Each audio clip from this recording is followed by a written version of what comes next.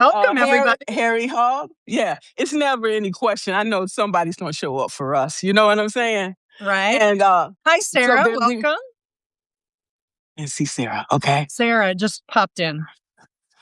Sarah. Hey, hello, Hey. Mary. Thanks. Good to see you. Yeah, Yeah. good to see So y'all. absolutely, it's a blessing. Mm-hmm. Absolutely. I'm fired up today. Oh my gosh. And Thomas, look at this. This is a great crew joining us on a beautiful Wednesday morning or whatever time you happen to be in. Maybe it's a different Absolutely. day where they are. Absolutely. Well, it's 7 a.m. here. Hi, Thomas. Hi, Mary. Yes. So absolutely. I'm not sure we want to wait a few more minutes because Okay. we were talking about what are we going to talk about today? I'm like, we're going to talk about a number of things and we're going to bring value to the people in the room. Okay. I know. We've got Whatever some that is. awesome humans in the room. Hey, folks, if you're already commenting, because I'm new to Margaret's feed. Excuse me, Margaret's That's feed all here. good. Why don't you tell me a little about who you are and where you are, if you're willing to share that. If not, that's cool too. But I'm just curious. I'm Nicole, by the way, and I'm sure we'll say more about who I am in a hot minute. But you can also click my link, I think that's above my head or whatever, and find out more about me that way too. Well, since you're talking, you may as well go ahead and introduce yourself formally, okay? All right. We're you among friends here. I'm among friends here. Oh, Mark. Hey, Mark. Welcome. So glad that you're here. Yeah. I know I'm among friends. There's some really good friends in there. I'm Nicole Havelka. I'm a burnout recovery coach, sustainability strategist, and since January 1st, I'm also a podcast host of the podcast Just Rest. I just manifested something I've been thinking about for a very long time. So I'm excited about that. Yay! Great. Okay, I'm Margaret Williams. I am the author of in the Empowered Leader, okay, publication, and I'm a certified executive leadership coach, systemic team coach. I am also an industrial and organizational uh, psychologist. Okay, and I retired from the federal government this past September with 39 years of service as a civilian. So here I am today having this conversation with Nicole. I am honored. Actually, uh, thank you. I'm honored to be here with Nicole today. Nicole and I met through my girl. Tell me her name, okay? Heather Vickery. Yeah, she's an awesome coach. She's into human design. Hello, Heather. That's my girl. Okay, she is she's not a manifest. She manifester or no? She's a projector. She's a projector in human no, I think design. she's a Manny Gen. What? I think she's a Manny Gen. Okay, I know. She told me she was a projector because she needs to be called. She told me she needed to be called. Okay, if I wanted her for a podcast, I'd have to call her. So she's a projector. Okay. Okay. Well, I'm a manifesting generator. Okay. And I like to talk. So here we are today. I'm just a straight up generator. I've only learned that in the last year or so. But yeah.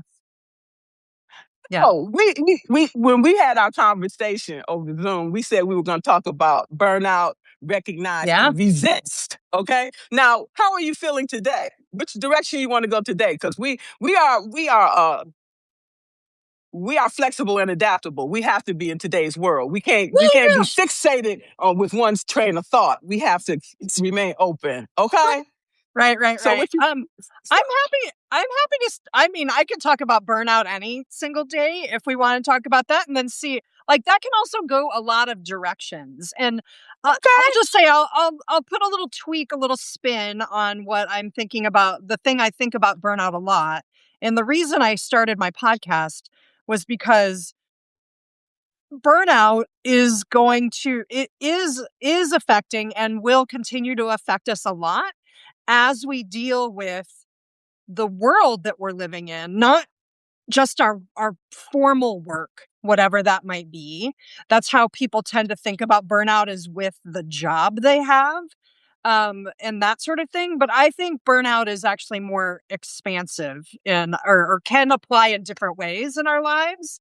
Um, so I'll just say really quick the three main sort of hallmarks or symptoms, if you will, of burnout, which are emotional exhaustion. So, like, I sort of characterize that as a sort of numbness that you have. Like, you just don't have, like, your emotional reaction is off, or you don't have one. The next one, the fancy word is depersonalization. But what that means is that it's the flip side of that coin, which is like you can't feel compassion for other people. You're like having trouble connecting with others, or maybe especially if you're in a helping profession or you're a coach or something like that, it's harder for you to feel empathy for the person with whom you're having a conversation, or even empathy about a group of people. Maybe empathy about what's happening in the news right now. For example, it's really easy to numb ourselves, right? Because it's so hard to take any given day. And then finally, it's the last one is sort of this sense that nothing you do matters anymore. So, in other words, nothing you do has impact. Nothing, nothing you do matters. And so, what happens if we don't feel like we're making a difference? We just stop doing it, right? We just stop doing it. I think that last part could easily, like, if you were a psychologist diagnosing it, you could probably start calling that depression. I don't know I don't know the technical. That's me. I'm not a psychologist. I'll fess to that right now. But that was the definition developed by Herbert Freudenberger, a German psychologist in the 1970s. And it's also, a lot of it is explained in the book Burnout, by Emily and Amelia Nagoski, which I recommend a whole lot. If you haven't read that, read that book. It's a good one. So yeah, that's how, I mean, so we can take that in a number of ways. And I've ranted a little bit about burnout and how I see it kind of manifesting today, with people, whether it's their jobs, which that can certainly happen, but it can happen with other things. What are you thinking? What does that bring it up in you, Margaret? Wow. I have a list of things. I don't know if we have time here, but I'm Pick noticing one, it my now. dear. Okay. Since I retired, because I was burnt out from work because I'm a workaholic. Okay. Hmm. And I'm a perfectionist Sure. because I have to I'm not trying to compete with other people per se. I'm, I'm competing against myself. Mm. Hmm. Hmm. Okay. I have that A personality. Yeah, Okay. So I go back and look. I do an inventory every day. What mistake did I make? How can I do things different tomorrow yeah, to get my to raise the bar, to keep raising the bar, and that's exhausting. It's it exhausting. is. Yeah. Well, and I'm wired similarly. Like, every time I do a thing, and even if it's good, even if what I'm doing is good, or I feel good about it, I'm always like, then I'm taking another look at it and being like, here's these three, four, five things I can do better next time. And that's not all better, or that's not all bad. Like, wanting to improve is certainly not a bad thing. But if we're aiming for perfection, like, that's just a losing proposition, because perfection doesn't actually exist. Like, it's a Just myth. here. It's in our It head, is. like there is. And it's a tool. I think you know this. It's a tool, actually, of toxic capitalism, white supremacy, patriarchy, to try to keep us on that ladder of achievement, which we never really achieve. We're never going to achieve the status or the level of perfection needed, because the reality is, perfect is only a certain kind of person in a certain kind of body in our system. And if you aren't born in that, then you're never actually going to attain that. But that's where that idea comes from. If I'm just smart enough, competent enough, pretty enough, helpful enough, whatever the thing is, I'll be on even footing with those other people who are above me, so to speak. That's just Never. nonsense. They're never gonna let you do it. So just No. be you, Margaret. I know you post a lot about this. Just be you and just be Yeah, good enough for today. I try to tell myself exactly. that. No. This moment, Yeah, because we know it can change. Something can change and just upset the balance. We know. That's why I stay right. away from the fucking news. Okay. Right. That's why I stay away from chaotic people, chaotic Yeah. things. I leave that shit outside. I'm not letting it into my inner space. I don't give a Yeah, damn yeah, yeah. what and who you are. You can be the president of the United States. You are not coming into my space. Period. I Mhm. made too many sacrifices. Mm. This is where I am. That's why I got rid of that toxic job. Yeah. Okay. Yeah, good for you. Like, we have to have boundaries. We have to have discernment. Mm. Yeah, preach. Preach. So what's a boundary you set for yourself these days? News, so you stay away or minimize your contact with news. What are some other helpful boundaries these days? And that'll be different for everybody. So Margaret's boundaries are her boundaries, not mine or anybody else, any of the other 12 beautiful souls who are on this call right now. That's why I'm so at peace. I'm not letting nobody and nothing come and Yeah. steal my joy, my peace, my Mm. serenity. Okay, because that's Yeah. all I have. And Yep. from that place, I can create whatever comes to me. Yeah, yeah. Okay, I love that. and that is why I am here on this earth, because our time is limited. We could go out there and get hit by a car today, and we're Yeah. gone Yeah. just like that, blink of an eye. Okay, Yep. so this is who I am. This is what I stand by. You got to stand for something. You know what I'm saying? And because all the things that we're talking about, this burnout, this comes from fucking childhood. My father telling Mm. me I'm never gonna be nothing, that I'm crazy, Mm. that I'm useless. You know, I even had a supervisor to tell me that I was responsible for my own feelings. Who Mm. tells somebody like that? Who talks to people like that? Somebody talk Mhm. to you like that, they are not in your corner. Okay? Mhm. They don't love you.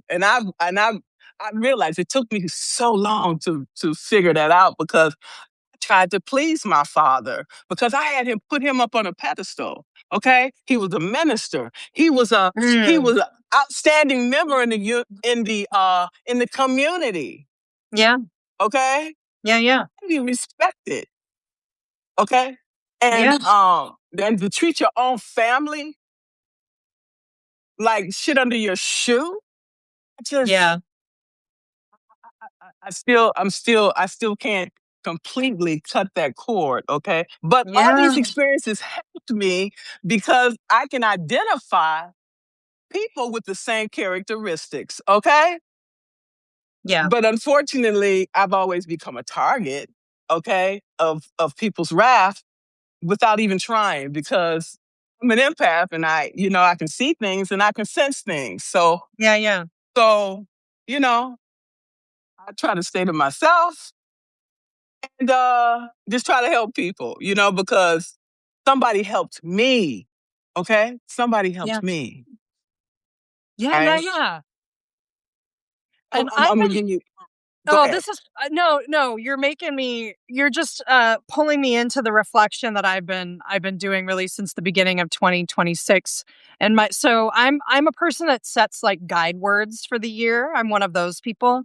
And so the And I really feel like these words choose me, not the other way around. Like they come up for me in some way. And so support and ease were the two words that came up for me. Sometimes it's one, sometimes in this case it's two. So here's what happened, Margaret. This is my story for the beginning of 2026. So it started off really great. I launched this podcast. We dropped the first 3 episodes on January 1. Things were going really well with that. They still are actually. It's a baby podcast, but it has over 100 downloads already, which is like a big deal for a little podcast. So that's still going well, and it was going well. And then I think it was January 3rd or 4th. Earlier in the day, my computer, which I've had for 5.5 years, I have a really good MacBook Pro, no problems with it up to that point, worked in the morning. And then I noticed it wasn't charging right. And this had been going on since I had swapped out like one of those cables in it. Like I had changed the USB-C cord recently. And I was just thinking, this one must not be good. I'm going to need to go get another one, was what I was thinking. Right. And then and then later in the day, I came home. I had put it on a different power strip, thinking it was maybe the power strip. And like hours later, I go to turn the computer back on. It blinks like just a little bit of light at me and then done.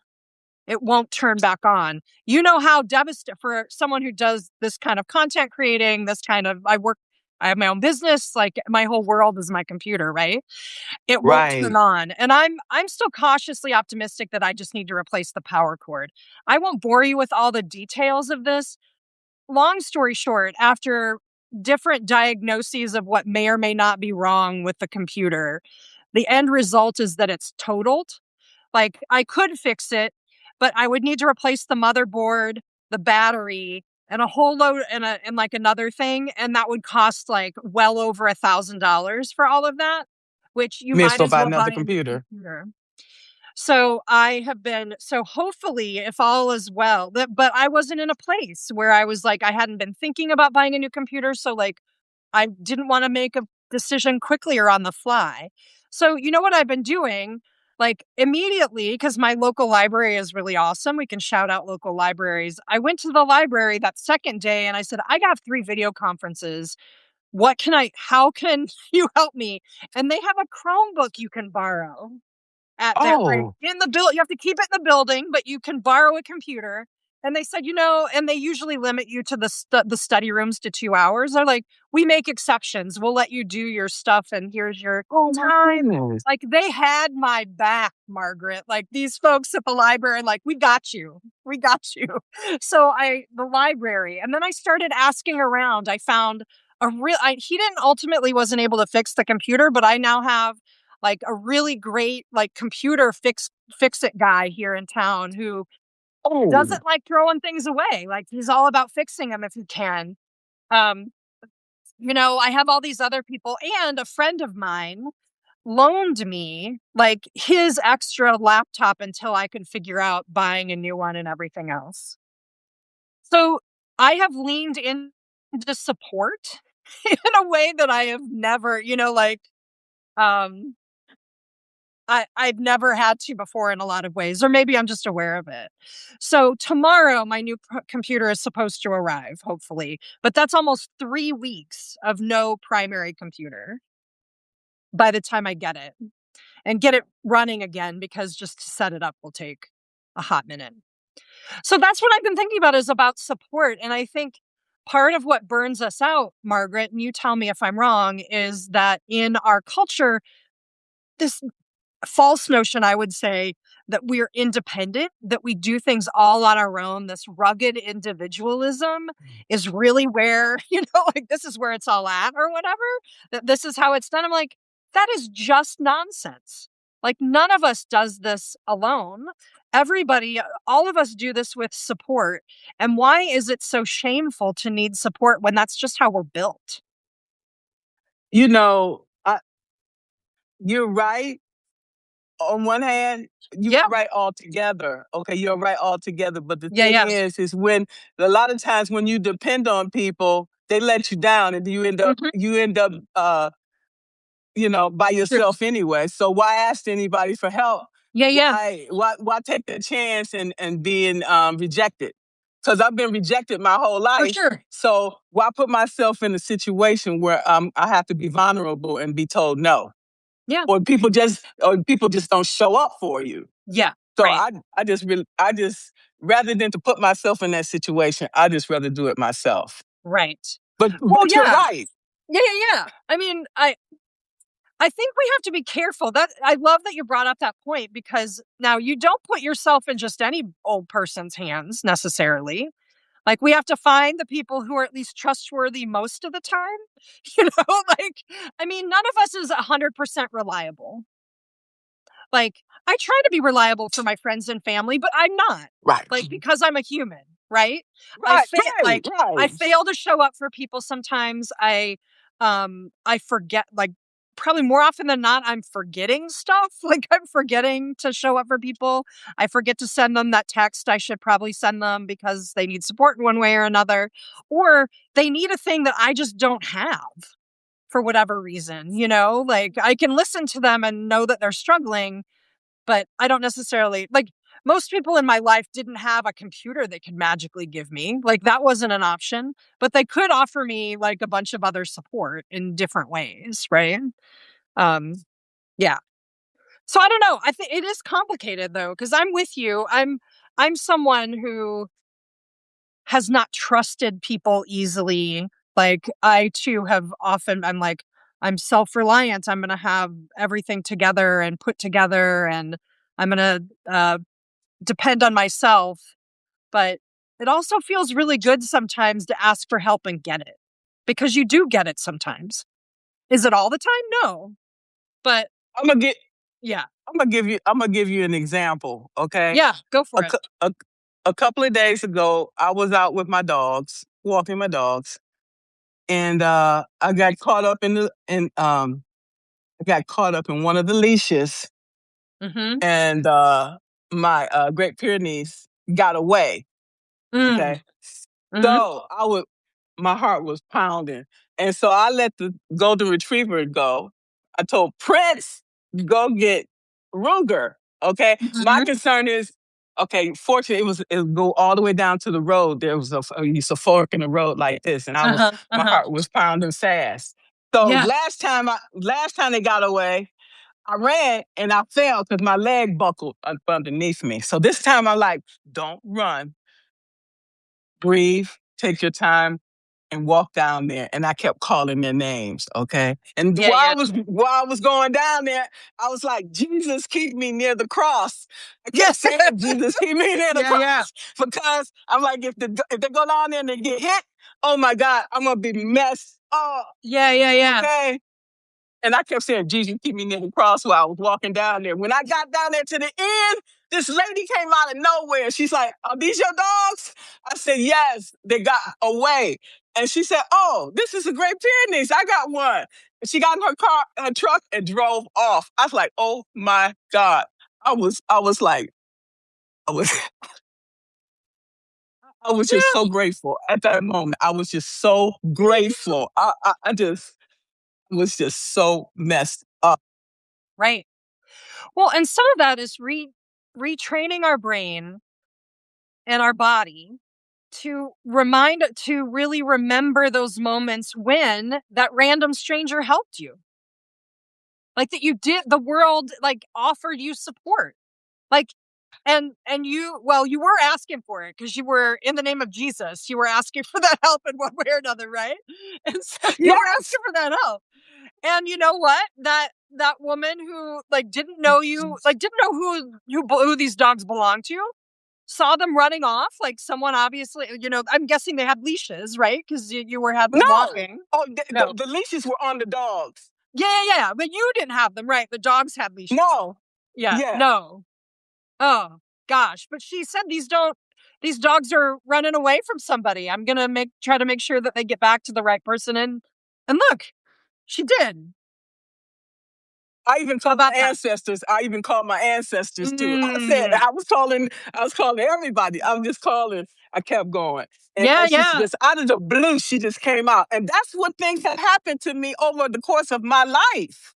Yes. Strangers Yes. come out of nowhere and say, oh, you need some help? Mhm. Thank you. Mhm. Yes, seriously. So it's not people that I know that helped me. It's strangers came out of nowhere. Mm. Yeah, and Karen in our chat says an angel. Is that person an angel? Yeah. Yes. And we don't, okay, I don't care what your faith is. You can even be an atheist. Call whatever name is going to help you to get through it. If it's your mother, whatever. Right. I believe in the laws of attraction. Okay. Mm. What you think, what you put out is what you get back. Yes. Yeah. You're gonna get more of it. Yep. And that example of the dogs is an example. It's a We great have example. all these powers, all these gifts and skills. We need to tap into that to reach our goals.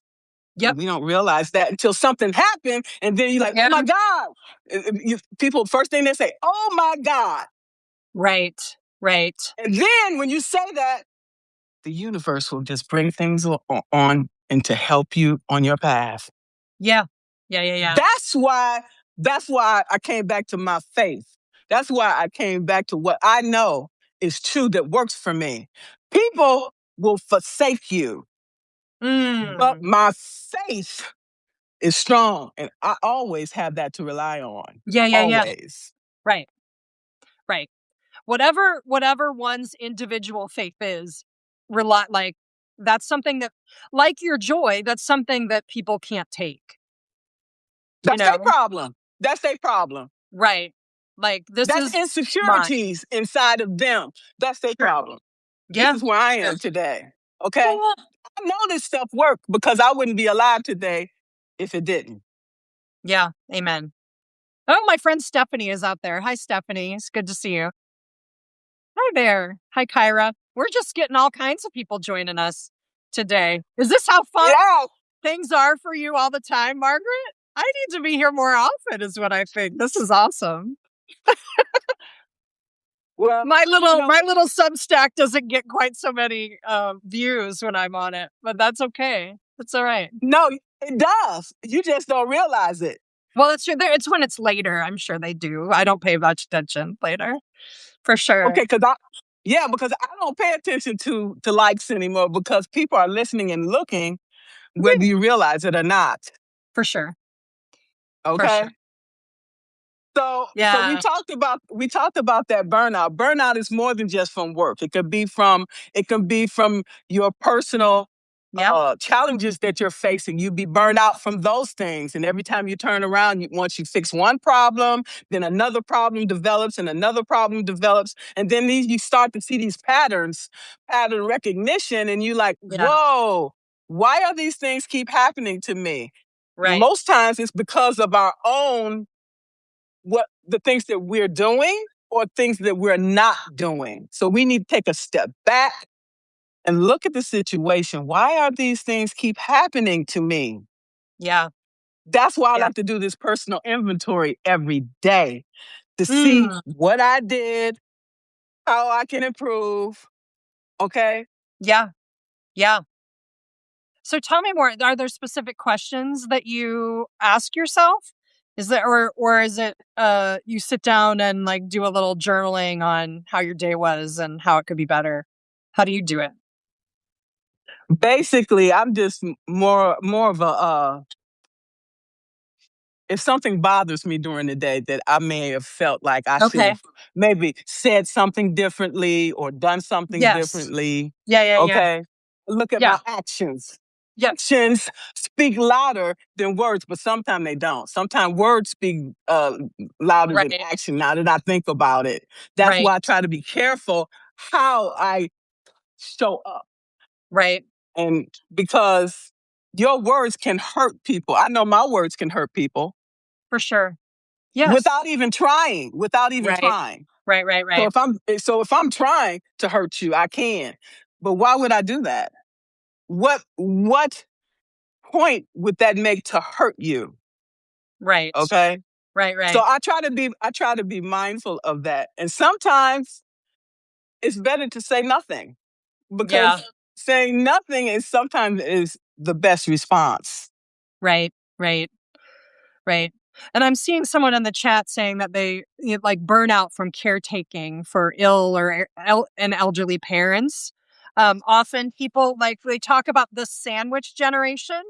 Like I'm in that age range. My parents actually passed when I was pretty young, so like that I don't have the sandwich. But like you're raising children and you're caretaking for elderly parents at the same time. That is definitely a place where and if you're working a job on top of that, like, that can be incredibly yeah, it's all a recipe for burnout. There's no way that anyone can do all of those things well simultaneously without support. And our our government and other things don't offer that support right away, like as immediately as it does in some other places in the world, right? And So it we don't have that. and it's still not enough. Right. Right. And it's still not And enough. that's Exactly. and that's why we need to think about buying long-term Yeah. care. Okay, because our medical insurance does not cover long-term care. Correct. Okay, they don't. If you need somebody to come in and give you a bath Mhm. and certain things, your insurance is not going to cover that. Right. No, basic insurance, health insurance doesn't. Right. And the cost of the insurance with it is going to continue to uh, escalate, Yeah. and the amount of service that you get from it is going to continue to deteriorate. Yeah. Right. So Right. what Right. happens is all of these things start to fall on your kids. If you got the kind of kids that care about you, because most kids, they like she said, they don't want to be bothered. They'll take you and put you in a nursing home or somewhere else where somebody else can take care of you and they don't have to worry about you. But when they were raising you and taking care of you and nurturing and cultivating you, it was all good. But once you get old, Yeah. then people don't want to be bothered with you anymore. That you become useless, and then so that's what I worry about. So that's why, like, okay, I got to take care Mhm. of myself, and I don't want to become Yeah. a burden. I wouldn't want to become a burden on my daughter anyway. She's not that type of person to go and put me off into a nursing home, but I would do it anyway because I know she needs to take care of herself. I don't want her to be responsible for taking care of me. Sure. Sure. Okay. Sure. So we Right. need to think about all these things while we're younger and in our right mind. So, okay, what's going to happen to me? Oh, it's no guarantee those kids going to be there for you. Okay. Yeah. Those kids going to Right. like, I'm living my life now. Okay. Right. You go over there. I'm telling you, Right. Right. Well, and Kira or Kyra, I'm not sure how you pronounce it in the chat, is talking Kyra. about curate Kyra. Thank you. Curating our words. Like that the effort, like there's like I we're just doing a little subtlety on what you were just saying, the carefully curating our words. um I think so I'm trying to formulate this well, like there's a difference between like choosing our words well so that we're not hurtful to people that we care about. On the other hand, sometimes we're curating our words so that we don't make anyone uncomfortable. And discomfort's not the same as hurt, I don't think. What do you think about that, Margaret? I am. I am not going to be tiptoeing around people's feelings. I'm going to tell you flat out what I got to say. If you don't like the message, Right, then that's on you. right, That's where I am today. I'm tired of people pleasing. I'm tired of putting other people's feelings above my own. People don't give a shit about how I feel. Okay. right. Somebody told me I was responsible for my own feelings. I don't. In a way, I agree with that, but it's Yeah. the way the message was delivered that I didn't like. Okay. Mm, As long as I'm coming from a calm place, I will talk to you calmly. I will talk to you civilly. But once you come for me or once I get upset, I have to stop talking because I will say something that's not right, nice. right, Okay. right, right. So we have to know who we are, who we're talking to, and try to make sure we're coming, to the meeting of the minds. If we can't come this way, the conversation is closed because I'm not going to let you take me to the gutter and I'm not going to let you take me to the alley. I'm going to end our conversation and in our friendship if it's necessary, because I'm not going there with you. Yeah, It's taking me away from my work. It's taking me away. Is bringing chaos, and I'm not going to allow or tolerate any chaos. yeah, Period. right, We're done. We can't. We don't see eye to eye. We can agree to disagree. Next. That's where I'm at today. right, right. So I would argue that causing like what you're just describing, which is like I'm going to speak my truth from a like a hopefully calm and loving place. And if that's causing you to be uncomfortable, that's okay. That's where I'm at today. And that's actually like we have to, I mean, we white people need to reread that, especially learn how to reread that as kindness. I think someone telling me the truth and doing it in a way that is maybe not, I'm not tiptoeing around your feelings, but I'm telling you a truth. Like that's okay. That's how we grow, is by being uncomfortable. I've been a long time yoga meditation practitioner, and there's a lot of discomfort involved in that practice. And that what that practice has taught me is that discomfort is okay.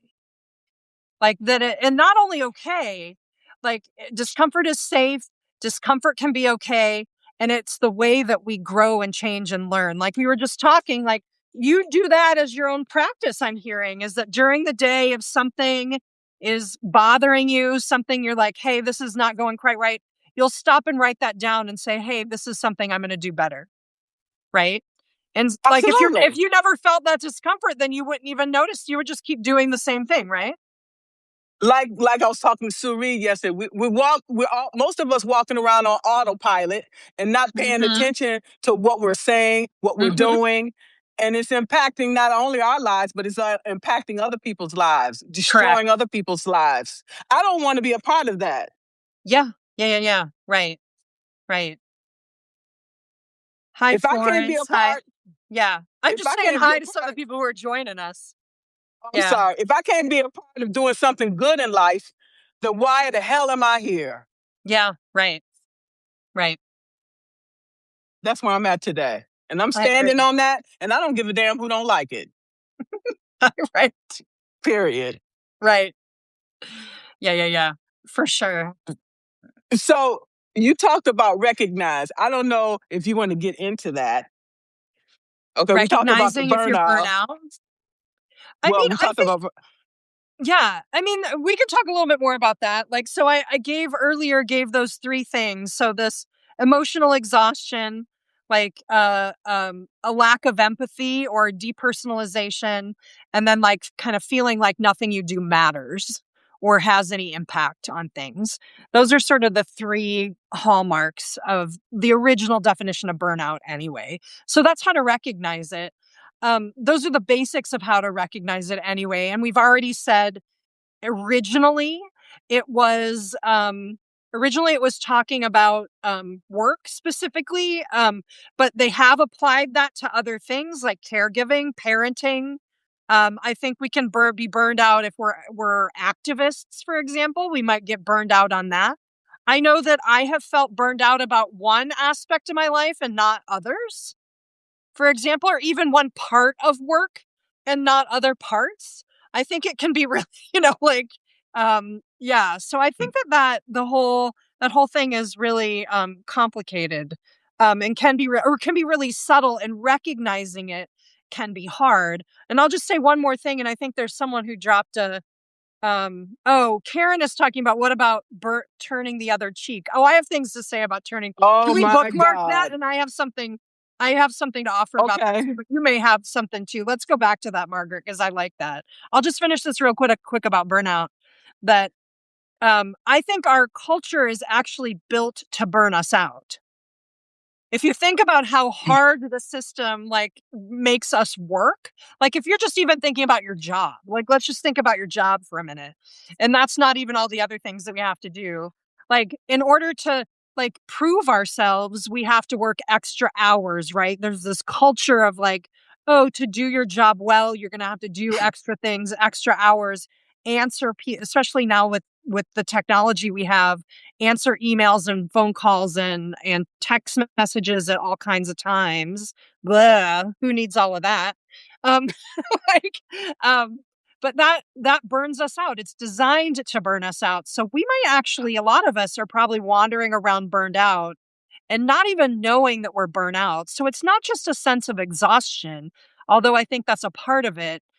It's a deeper thing than that. And I think most of us walk around at some level of burnout without even with probably not even knowing it, because everybody's wandering around. Because think about it. If you ask someone how they are, how often do people reply, "Oh, I'm just so busy," Or I'm okay. or "I'm okay," or "I'm fine"? right? Which isn't really the story, right? Usually, it's rare that that's the whole story. That I'm okay is not the answer. There's a different answer, You know or why? I'm busy. I'm guilty of saying that. Like, I try not to say I'm busy to that question, although I do it still sometimes, because really what I'm doing is like I'm saying I'm busy, and that's some sort of badge of honor. Like, our culture rewards being overworked, like, too busy, things like that. Our culture rewards that. So, like, burnout is just a normal state, I think, for a lot of us, until we've gotten out, until like Margaret here, who says, "I'm taking the retirement package and leaving. I'm done with y'all." And What then the hell maybe, like, you is? can decompress a little bit, or with people who I've had conversations with already in my just the few, podcasts I've already done so far, like, most of them I've interviewed have had burnout stories, and they will talk about, like, leaving whatever the grind was for them and letting their nervous systems recover. And then coming out on the other side of that, and the way you come out on the other side is wildly different. The boundaries you set are really different because you realize that what you were doing was harmful to your body, just flat out harmful. And so people do come back, and so what it often requires, these are dramatic stories I'm talking about, but what it requires is like a pretty dramatic slowdown for any of us. Even if it doesn't mean totally quitting your job or whatever the case may be, like stopping and taking a really different pace. Yeah. I am still decompressing, not only from that job, Yeah. that career, but also from the childhood because I was working the whole time and I was Hmm. numbing myself, Yeah. okay, focusing just on this job. But I had internalized all of these things, okay? Yeah. And it was come out at certain times. It comes out in your conversations with Right. people. And people was like, why are you so reactive? Why are you so toxic? Well, pushing all this stuff down, trying to be mindful, trying to be professional, trying to be, you know, uh, trying to be, keep the peace, Hmm. not to be the problem, trying not to be too much and all of these things. But I'm killing myself in the process. That's why I am not turning the other cheek. Okay, Hmm. not doing that shit no more. Turning Yeah. the other cheek, and then people gonna keep pe- people see an opportunity to treat you like shit. They're gonna do it because they get off on it. Okay, I'm telling you what I know. I've been beat up and prodded and poked and stalked and harassed. I'm not taking anymore. I'm not turning Hmm. the other cheek. When I turn the other cheek, it's gonna be out the door. That's my turning of the I cheek. like that. Well, Period. can I offer an alternative interpretation to that text for a second? So Margaret knows this, but maybe some of the listeners don't yet know this because they haven't met me before. I'm also an ordained clergy person in the United Church of Christ, and we can have a whole Oh, live about the church and how it burnt me out. But we're not. That's why I'm doing the work that I'm doing. But oh. let me talk about this text because I didn't know this until I went to seminary. So there's something about the cultural context you need to know about that scripture, which not everybody talks about. And I'm doing this off the top of my head. So I'll try to find some sources and maybe drop them in the comments later. So bear with me. I'm going to do my best without having thought about this in a hot minute. So, if someone if a superior, someone who's superior to you, is slapping you for some reason, like they're doing it open-handed. So I'm going to show, like I'm doing it with this is my right hand, although you're seeing it on the left. This is, and I would I would slap someone across the face, right? Well, if you turn the other cheek, what does it force someone to do with that hand when they hit you? They're going to hit backhand, right? Unless they switched hands completely. But the natural reflex is a backhand.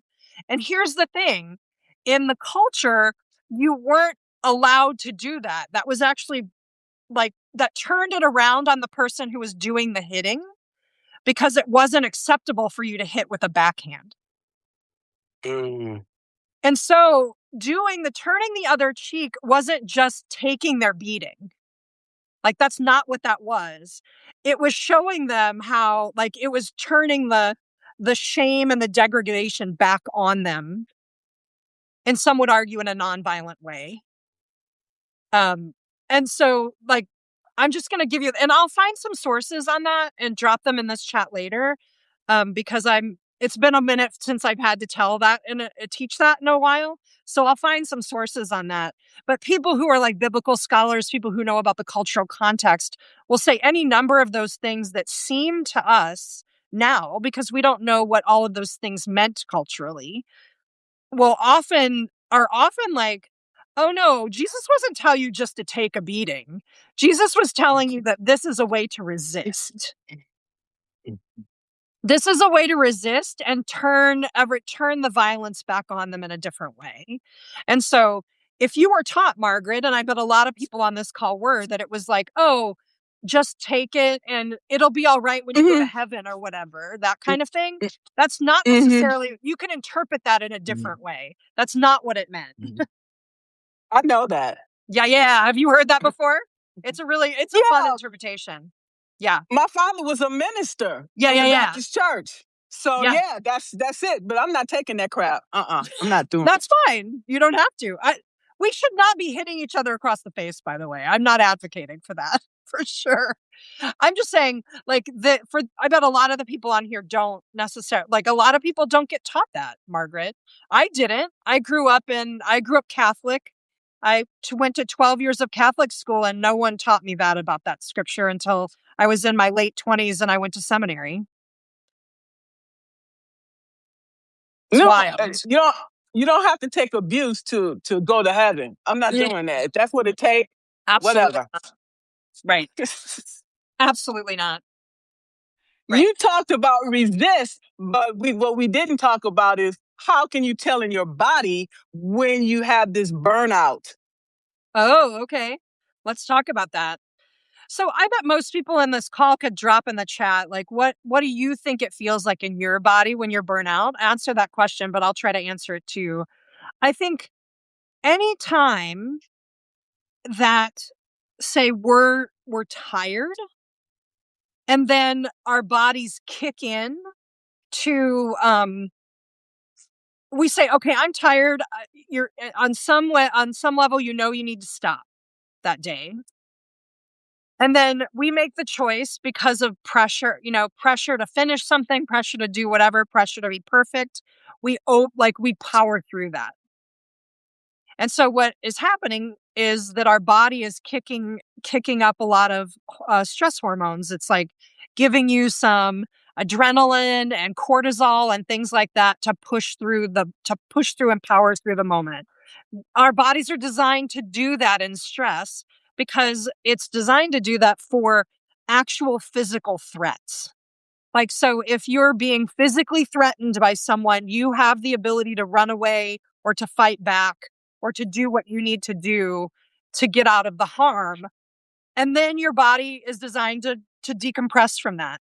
The problem with our culture is that we are constantly pushed past that limit and into that stress cycle. And the Burnout book that I mentioned earlier by Emily and Amelia Nagoski does a really good job of describing this. So we should be able to move through and resolve this, but this is happening dozens of times a day for us, most likely. And so we're doing, and I had this conversation with Ishel Lunar, who has a great Substack here called Dragon Letters that y'all should read. They were on my podcast. Find Ishel. It's IXCHEL Lunar, LUNER. And they are fantastic and talk about what it's like to live in colonized time, which is essentially what I'm just talking about. And that most of us are living in this adrenalized state. It's like that we're kicking up all of those stress hormones. We don't ever feel safe. We don't, and so because we don't feel safe, we're going to do that one last thing that our boss wants us to do for work. Or even when we're not our own bosses, I wonder if you've dealt with this too. Even when we're our own bosses now, like, oh, say I've left having a traditional job and I'm my own boss, I power through all the time because I feel like I have to grind. I feel like I'm going to have to do I'm going to have to send one more email. I'm going to have to send one more thing. I'm going to have to, oh, I have to improve one more page on my website or whatever the thing is that I think is going to save me, which it's not, quite frankly. Like, or it'll be fine if I do that in the morning. Like, it'll get done. So I think what that feels like in our body is like what it feels like to me, and you all can tell me, everybody's body is a little different. It feels like a profound sense of heaviness and like this sense that I've hit a wall. And if I push through that too much, which I surely have in my life, if I push through that too often and too much, there's going to come a time when you just aren't going to be able, you're not going to be able to push through. You're not going to be able to do the kind of work you're able to do. It might come in the form of not being able to be focused very well. It may come in the form of, oh gosh, not focused or scattered, or a sense of, or just sort of a constant sense of anxiety, whether you have like an anxiety disorder or not. Like sort of a constant state of like, I have to go, go, go, go, go.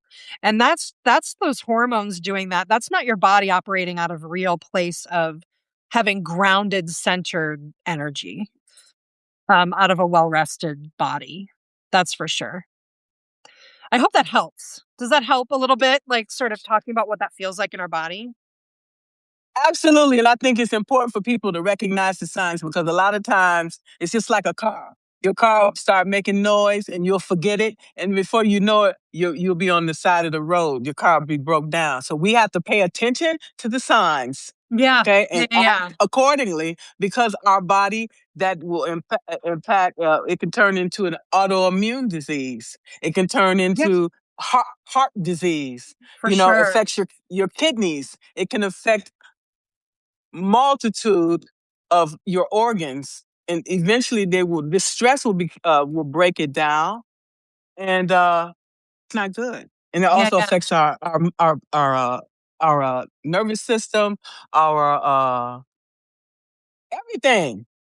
Yeah, it does. It affects, and so those things that are stress related illnesses can be linked to this kind of thing.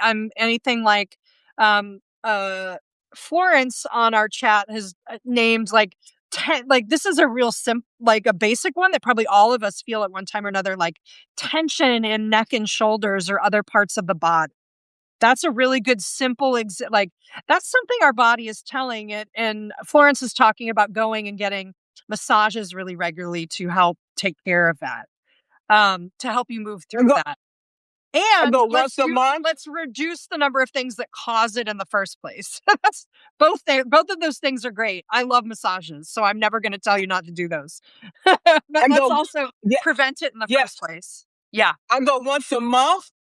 And to the I go to the chiropractor first, and then no, he has a masseuse. I'll get the Okay. massage first, and Yep. then I get the correction because we're sitting on at the computer every day, Yeah, all day, and for our sure. body is we're not using our posture is not good. Right. Okay, and all of these things weigh on the body, and Right. she'll say all the stress, like you said, is in your shoulders and in Yes. your upper back. Okay, that's where Yes. all the stress is. So I go there once a month, Yeah. and I feel so better when I leave that place. Right. Right. I would also say that Yes. having and this will again can be different for different people. Like I think it's really important to have some kind of spiritual practice. For me, that's yoga and meditation. That might be prayer. That might be journaling. That might be walks in nature for you, like, or, several of those things. We need those practices that connect us not only to and ground us in our own bodies, but that help connect us to a higher sense of self, a higher sense of purpose, to God, the universe, whatever you want to call that thing. Different people call that different things. But like connect to that thing beyond ourselves, because that is a really important tool for combating burnout. If we're connected to that higher sense of self or that higher sense of purpose or to God or something divine, we have a lot of insulation. Yeah, that's a lot of insulation from burnout. And you were naming that earlier. Like, you can't take my faith is something that's rock solid to me, even if everyone else is not supporting me, right? Like there's something that Exactly. can't be taken away from me internally. And I think that's why that is such a powerful tool that we have at our disposal. Most definitely. I Yeah. couldn't I couldn't agree more. Hmm. Does anyone else have any questions or anything? This has been really a good conversation. Thank you. I have. Yeah, yeah, yeah. We have a lot Oh, of okay. good comments. I'm gonna have to go back. I've been doing my best to read the comments, but they're coming too fast. That's for sure. I Okay. really appreciate She you having me today. This has been such a fun conversation, Margaret. Yes, yes, it is. And LCD says yes, she has hypertension now Yeah. due to this stress. Yeah, I do too. I have type 2 diabetes, which is Mm, reversible. right. Okay. And but hypertension, yeah, I have high blood pressure. It's part of genetics. And those are all, Certain yeah, stress related. Those are all stress related yes, illnesses. Yeah, that are, as we right. know, almost epidemic in the United States. Um, and we blame it on a lot of things, but we don't ever really examine how hard our culture makes us work. We don't think about the culture at creating that. We make it an individual problem. Well, it must be what you're eating or what you're doing or not getting enough exercise. Don't ask the question, what is my job asking me to do and why is it preventing me from taking care of myself in the first place? That it doesn't support that. So I'm sorry, I'm going to get off that soapbox. I can go on that for a long time too. Also, how much rest are you getting? Are you getting enough sleep? That's another, I learned that from that burnout book, actually, that not getting enough sleep is one of the is one of the best indicators for people with type 2 diabetes. Like that's related to it. But how often has your doctor ever asked you, are you getting enough sleep? That's not the first thing they ask anyway. They might ask, but that's usually not the first thing. They'll talk about what are you eating, or because we're so obsessed with weight, like, which is we can have a whole other conversation about that, Margaret. But like, Yeah. because we're so obsessed with, weight and how much are you moving and all of that kind of stuff, they'll ask that first. I mean, I've occasionally, but rarely been asked about how much sleep do I get and how good is the sleep. Yeah. Yeah. Well, that's why we have to eliminate the chaos. When I have less chaos during the day, I sleep better at night. Yeah, for sure. Okay. Me too. And so if we're not getting enough exercise, there's things that we can do. I got a vibrator, the vibrating machine. Mhm. Yeah, Yeah. you can use that while you're sitting on a computer for your legs. Okay, Yeah, so yeah. we have to look at how can I get this exercise in. You know what I'm Yeah. saying? So Yeah. yeah, Yeah, every yeah, little step helps, okay, with for sure. getting to our overall goal. This has been amazing conversation. We'll have to Yeah, talk again, I right? would love that anytime, and, where I would love maybe to have you over on my feed sometime too, so let's talk about that. We'll do that another time. Absolutely. Thank you so much. Sure. It's been amazing. And enjoy the rest of your day. Thank you I all for will, coming. I will. Thank you so Yeah, thank much. you all for coming, this has been great. Have a great day, bye-bye. All right, bye bye.